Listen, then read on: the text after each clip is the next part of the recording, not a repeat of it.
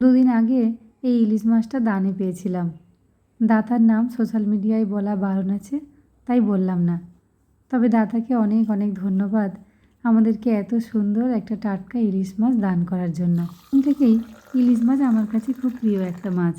ছোটোবেলায় যখন মামাবাড়িতে থাকতাম তখন মামাবাড়ির দাদু প্রায় 2-1 দিন ছাড়া রাত্রে ডিউটি থেকে বাড়ি ফেরার পথে একটা করে ইলিশ মাছ আনত। আর আমি যখন ইলিশ মাছ কাটতে শিখেছিলাম তখন আমিই রোজ ইলিশ মাছটা কাটতাম। আর মাছ কাটার পর আমি কখনো সাবান দিয়ে হাত ধুতাম না, গন্ধটা আমার এত ভালো লাগতো।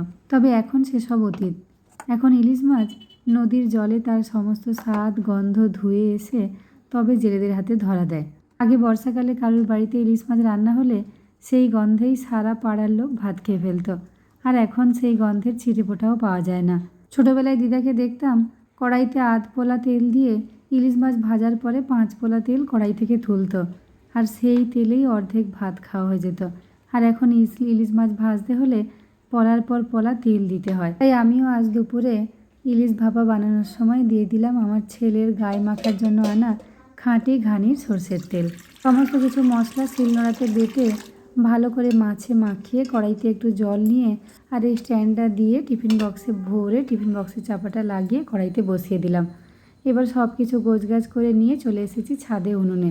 বাইরে বৃষ্টি পড়ছে আর এখানে কড়াইতে আমার ইলিশ ভাপা বসে গেছে।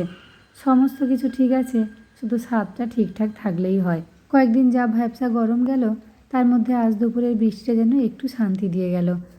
বক বক করতে করতে আমার ইলিশ ভাপা রেডি। কেমন হয়েছে অবশ্যই জানাবেন। আর কার কার ইলিশ মাছ ভালো লাগে আর কার কার ভালো লাগে না তারা অবশ্যই কমেন্ট করে জানাবেন।